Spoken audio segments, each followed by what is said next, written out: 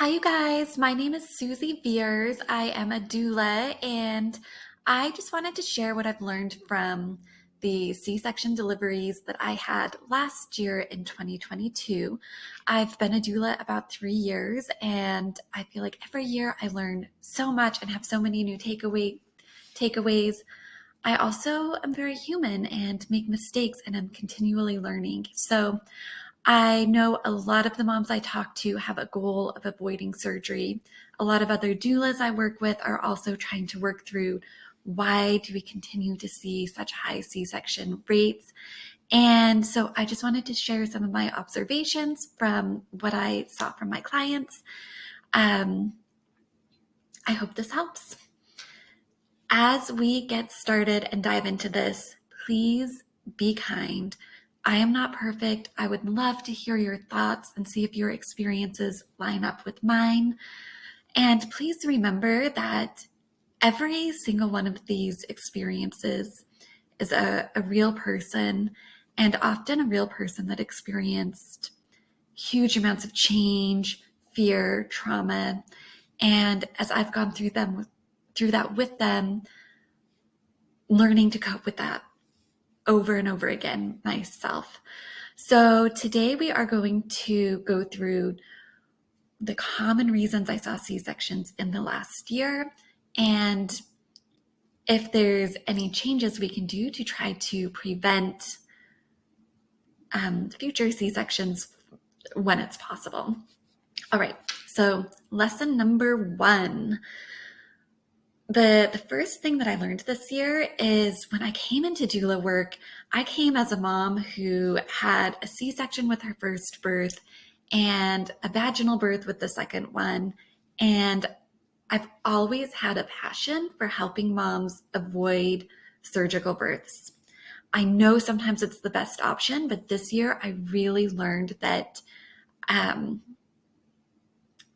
some of the fear around surgery we need to let go of, because we're willing and we're ready to prepare for the hard work of giving birth and parenting a newborn. And yet somehow we don't see the benefit of potentially preparing for a surgical birth, even when sometimes it is absolutely the right option. Last year, I was a part of 12 surgeries, and out of those 12, 5 of them, we never even attempted labor. Why? Because it was what was best for the baby. 2 of the babies were breech, which means that they were, instead of being head down as they approached delivery, they were head up. And we tried everything to flip the babies and they just wouldn't flip. In our area, we do have a few home birth providers and one hospital provider about 45 minutes to an hour away that will do breech birth. Standard, though, is recommended just go straight to a C-section. Most of our care providers simply are not trained in breech birth in this area. So those moms made changes to their birth plans and tried to do what was best for their baby and chose surgery. We had another mom whose water broke at six weeks early. And at that time, water's already broken, contractions are starting, baby was in distress. So the right thing to do was to go in and get that baby, right? And then there were 2 other babies that had very similar stories where they were very small for their gestational age as they were being measured in those 40 and 41 weeks. 38, 39, and 40th week, they just weren't growing. And as they were doing non-stress tests and really kind of looking at why aren't these babies growing, there also appeared to be distress. And it was thought, and I simply have to agree with this, that the best thing was to go in, get the babies out, and get them support here on the outside so they could grow. The great thing is that every single one of these babies has ended up happy, healthy, back with their parents, and no apparent long-term problems. So I think that's something to celebrate, is that we do have a helpline when we need it through surgery. All right. My second lesson was that one thing that I hear a lot of moms that go through surgical birth say is that it feels so defeating to go through the process of preparing for pregnancy and then have your plan be swept out from under you at the last minute. Like, why did you even go through so much work in the first place? One thing that I've really learned is that taking care of yourself, preparing for pregnancy, preparing for birth, it is not going to guarantee you an outcome. Unfortunately, as natural and normal as birth is, there will always also be a layer of uncertainty. But you also will never, ever, ever regret the time that you took to eat healthy, to exercise, to prepare for birth, because those skills are not wasted. And especially the food, the nutrition, and the exercise, they are going to not only keep your baby healthier during pregnancy, but will affect your baby for years. You may have noticed that we had several babies that just came early.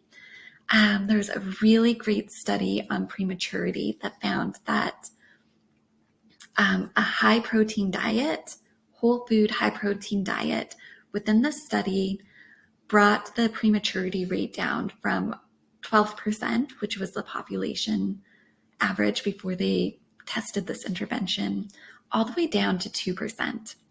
Last year, a couple years ago, the last year I could find data for in 2021, the preterm birth rate was 10.5. So you can see that there is a huge place for us as people, care providers, when we're working with pregnant women, and for moms themselves to be educating themselves about nutrition and be taking those small but very crucial and important steps to get the right amount of protein and have this robust, healthy whole foods diet. In the American Journal of Obstetrics and Gynecology, they did a study specifically on twin births and how the effect of nutritional counseling helped mothers and babies specifically. And they found that nutritional counseling improved every single outcome. Birth weights were healthier. Babies came more often at the right time, not too early, not too late. Again, with that is fewer premature babies, which we just saw in the last slide. Another big challenge, water breaking before labor starts often happens about 10 to 25% of the time, and puts people on a much more difficult path to navigate, especially if you are trying to avoid interventions.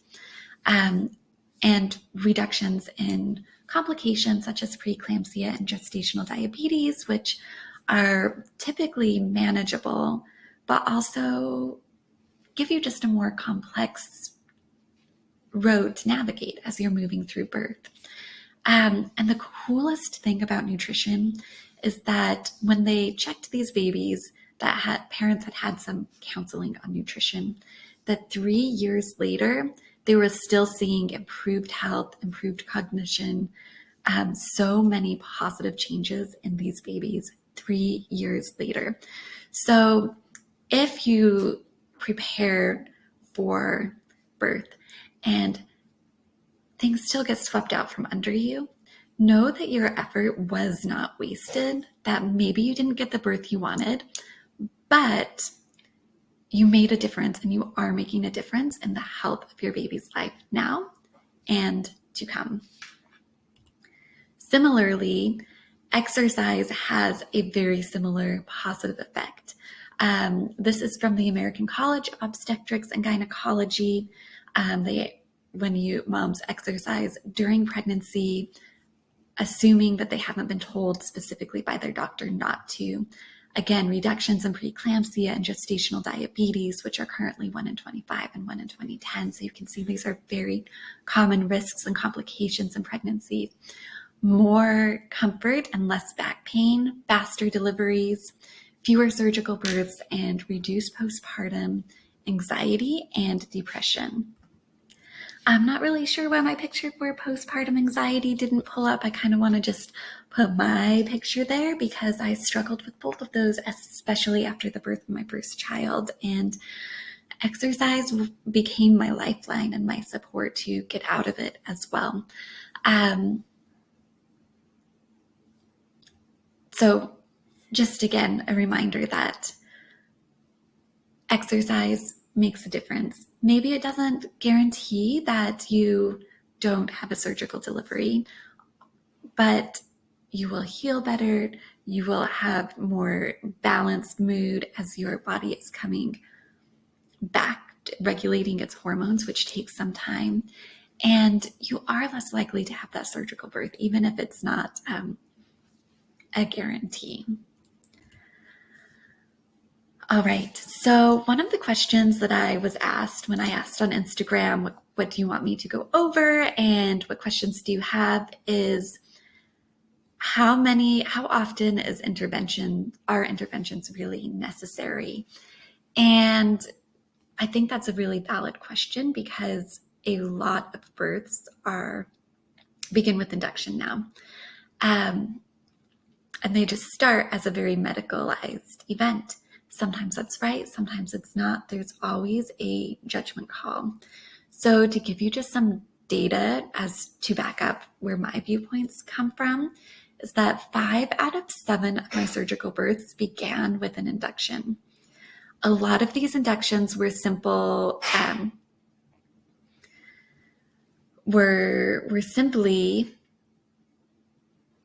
you're 38 or 39 weeks, excuse me, not 38, you're 39 or 40 weeks. Let's get this baby out because we don't want it to continue. This has become a very, very common practice to just suggest induction of every baby when you hit a certain gestational point. At the latest, it used to be 42 weeks where they would do this. Now I'm seeing 41 as the last week, which a first-time mom, about 50% of first-time moms will wait until that 41st week of labor before they're actually spontaneously going into labor. So to say to these moms that, okay, at 40 and 39 weeks that we're just going to go in and get your baby out is kind of, in my opinion, a misnomer. In my experience, I had 3 other inductions that did not end in surgery, but I definitely see more difficult births, more surgeries within my clients that have started with an induction. One of my surgeries started spontaneously within that 38 to 42 weeks, which is considered term. And one mom was very trusting in her body, very naturally minded, and she actually went into that 42 plus. So she was very close to week 43 when she delivered, which even foremost midwives would typically have suggested an induction. So unfortunately, there aren't black and white answers. And I think sometimes we think that if we had only made this one decision differently, then things wouldn't have gone this way. I think there's enough proof to say that, like, maybe an induction isn't always the right choice, but you also don't know that things would have gone differently if you waited. But what do you do if an induction is suggested? I highly recommend that you are having conversations with your care provider about how they use inductions, when what circumstances they would suggest inductions, and see if it lines up with your own values. If you are wanting to get more information about why,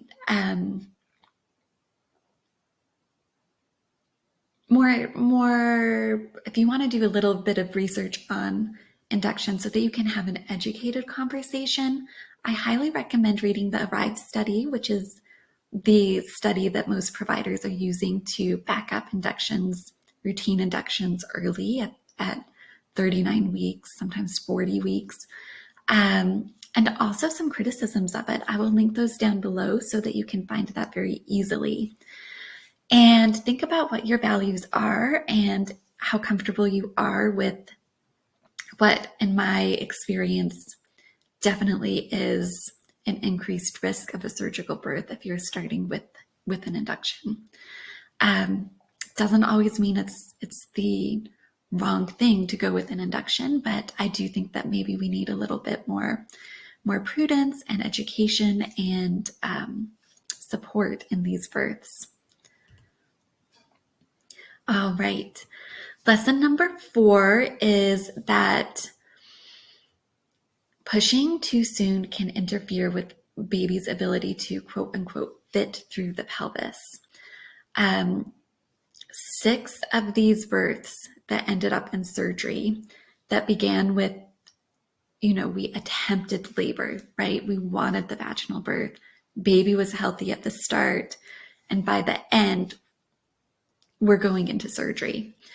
All of these moms had doctors that said between 2 or 3 hours of pushing, you know what?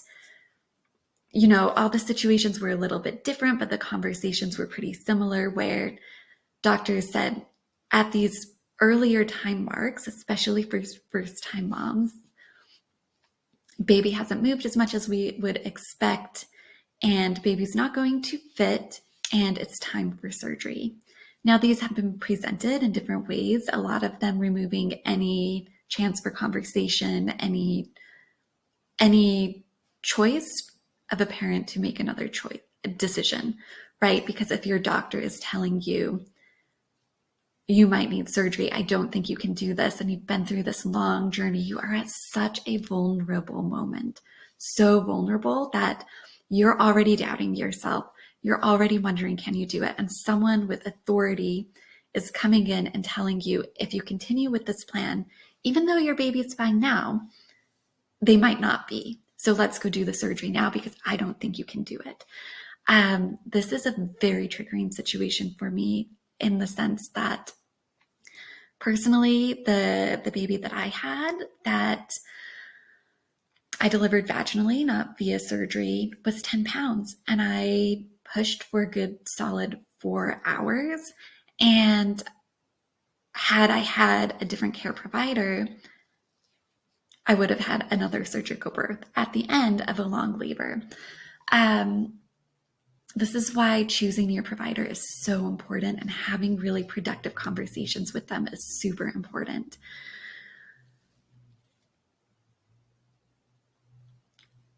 It is very normal for a first-time mom to potentially push up to 4 hours is the recommended time to allow a first-time mom to push. However, I have also seen other doctors allow more time. At one point, I even was with a mom who was attempting a home birth. This was not this year, so she's not included in these numbers. Well, she had a vaginal birth anyway, so she wouldn't have been. But she attempted a home birth. She got to 10 centimeters dilated, pushed a little bit at home. Baby wasn't really moving, and it was kind of like, okay, we're kind of reaching the end of the safety of doing this at home. So we transferred to the hospital. Great doctor, very smooth transition. She got her epidural, was able to take a nap. Doctor was so nice and so kind. And she said, how long did you push at home? I filled her in the story. And she said, okay, we're just going to restart the clock now. And all in all, from the time this mom was dilated to 10, from the time she had her baby, was about 9 hours. Like, that was a long time. And yet she was able to rest. She was able to take a break. Her baby was fine the whole way through. So this idea that your baby's fine now, but might not be later, so we should just intervene now, to me is very strange. However, it is also very common. Another thing about that is that by pushing exactly at 10 centimeters, I am starting to believe that we are interfering with baby's ability to come down and push. Typically, what happens in most hospital births with an epidural, and most moms, by the time you go through an induction and you have the Pitocin and you've missed sleep, eventually every single one of these moms did get an epidural. I've had very few moms do inductions without epidurals, and plenty of moms do natural births without. So it isn't an apples to apples comparison to say it's much more difficult to do an induction without an epidural than it is to do a spontaneous birth without an epidural. But what happens is that babies have jobs too. During birth, your baby has to make 7 cardinal movements. Just they come into your pelvis, they come down, they have to tuck their head, they have to rotate, and then they have to extend their head, and then they spin again, and then they're born. What happens when we start pushing at 10 centimeters with big, strong pushes is that it has negative effects for both mom and baby. So these next 2 slides are straight from my birth course, where we talk about how do you push with an epidural, and I give you some very strong pointers and great strategies. What happens when you start holding your breath as long as you can and pushing until your face is purple and you're not ever taking a break, and you don't, except you're not ever like skipping a contraction or you're just pushing yourself too hard while you're pushing, so that it can cause your contractions to space out and get less strong. You can run out of energy. You can actually end up with a longer pushing phase, and you're more at risk for larger tears. But for your baby is when you are just as long as you can. You do have to work hard. You absolutely do have to work hard. But there's a difference between working hard within your capability and someone telling you, keep going, keep going, keep going, when you're already at your breaking point, right? Is that babies can't descend and rotate as well when you're pushing. So if they haven't come down and they haven't tucked their head or done this with their head or done their rotation, you're pushing really hard with a baby that's not yet in alignment to come out. Maybe your pushing is trying to help them with that, but I think in many cases we actually interfere with that and slow it down. Also, when you're holding your breath and you're working really hard, if no one's helping you oxygenate and take really deep cleansing breaths between contractions, you're having less oxygen through your body, which can cause dips in your baby's heart rate. So one strategy that I've been doing with my moms lately is that we are just laboring down, and when a mom hits 10 centimeters dilated, instead of saying like, okay, let's start pushing now and let's have that 3 hours and just get as far as we can and hopefully get all the way to the end, we're saying no. Let's wait. Let's choose productive, upright, or side-lying positions where you are not on your back, except for this one position where your feet are up and you are in a squat position, which keeps your pelvis very open, so that babies have time to come down and rotate, because your uterus contractions are so strong and there's so much power in what your body is doing already. I was with a mom recently who was also a VBAC mom. She was a mom who was having her first vaginal birth. Her first was a C-section. And we had talked about the strategy of trying to labor down or waiting to push until either she felt a very strong urge to push or baby was so low that instead of having to do a vaginal check to find their head, that you could see the top of baby's head without having a doctor or nurse having to insert their fingers into the vagina and look for it. So we waited and we waited and we asked the doctor she had carefully chosen and who was so supportive of her, and the nurse was totally on board. And we just waited and we waited and we waited. And then eventually she said, "Oh my God, I think I have to push."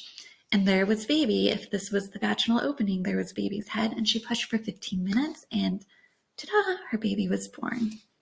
However, I have also had other instances where I have suggested this strategy, and I've had the midwife or doctor tell me something like, "We are 10 centimeters dilated. She has 3 hours to get her baby out. You can wait or you can start pushing. How you use the time is up to you. That's when the clock is starting, is now." If you're in that situation, there's not much you can do, right? The point is to have productive conversations with your doctor about the option and the choice to labor down before you're in the situation where you need to, so that you have an option. Because if that clock is starting, you only have 3 hours, I'm not really sure which is better. I've also had other situations where, for whatever reason, I've been pushing with a mom whose baby wasn't really moving very quickly through this pushing period, where something has happened where, as with one mom where we pushed for an hour and a half, baby had hardly moved at all. And it was so frustrating for the mom, even though I knew that was pretty normal for her. She was feeling so defeated. We got to shift change. We had this great new nurse coming on, and I just simply asked her, "Can we take a break until you've finished catching up, getting the notes put in the computer, trading off?" Usually one nurse will fill in the next nurse about everything that's happened. And so the mom literally just laid on her side in this position with her knees together, her feet supported she had pillows between her ankles instead of a birth ball. And we just took a break for about, I can't remember if it was 45 minutes to an hour. And we talked. She had some water. We laughed a little bit. By the time the nurse came back and had finished, the nurse leaving had finished her charting, and the nurse coming had finished getting her updates, baby had come down, was under the pubic bone, and again, right there and ready. She pushed another 15 minutes and there was her baby. So I've had several experiences that have just really convinced me that we don't need to always start pushing at 10 centimeters. And that if we wait and labor down until baby is at least +2 or even lower, or a mom feels a strong urge to push even with an epidural, then we should wait. And that it's important to have those conversations about your rights and your options with a care provider. Again, I'm going to come back here where 6 out of 7 of these births ended with only 2 to 3 hours of pushing without laboring down. So maybe whether it was an induction or not doesn't matter so much if we're honoring the fact that babies have to do their part, that they have to rotate and they have to move their head, extend their head, and get in the right position. And us trying to force them out when they're not quite ready in position might just interfere with that.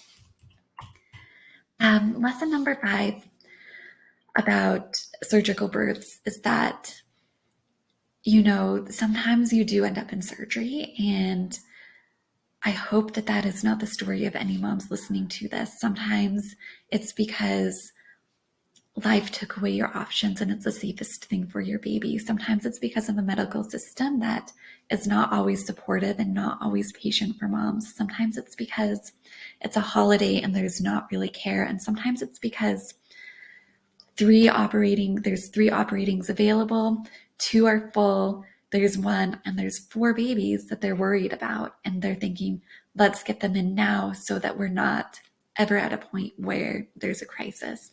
There are a lot of reasons that don't really have to do with you. They limit the care and the quality of care that you're given. But if you do have a surgical birth, remember that the things that you learned about fear, tension, and pain in your birth class still exist, that your breath can clear adrenaline. It can help you cope with the sensations you're feeling. It can help you clear the hormones that come with the emotion of fear, distress, grief, all of these emotions that we often have to process really quickly before we're going into something that we didn't expect and didn't plan for and didn't want, and help us be brave and centered so that at the end of the day, we can celebrate the birth of our child, or you can celebrate the birth of your child. A lot of the things that moms want in that first hour are still available in the operating room. You can typically have your baby skin to skin within 10 to 15 minutes of them being born. You can sometimes breastfeed in the operating room or directly after. And hopefully you get support around breastfeeding as well. There's no reason that you cannot have a healthy and productive and beautiful breastfeeding relationship with your baby if that's something that was important to you and that you wanted if you had surgery. I am here as a mom of a baby that was born, one via surgery and one as a vaginal birth, and I can tell you that the bond that I have with both my kids are equally as strong. And even though the start might not have been what I expected when I had my surgical birth, our life together has been incredible. So I hope you enjoyed these tips about the lessons that I learned in my last year as a doula. And I'd love to hear your experiences if you're a mom, if you had surgery, if you have tried any of these strategies, if you want to try any of these strategies, if anything stuck out to you, let me know. Leave a message in the comments, and I would love to get to know you and your story, and also leave what you want to learn next. All right. Thank you for being here. Bye.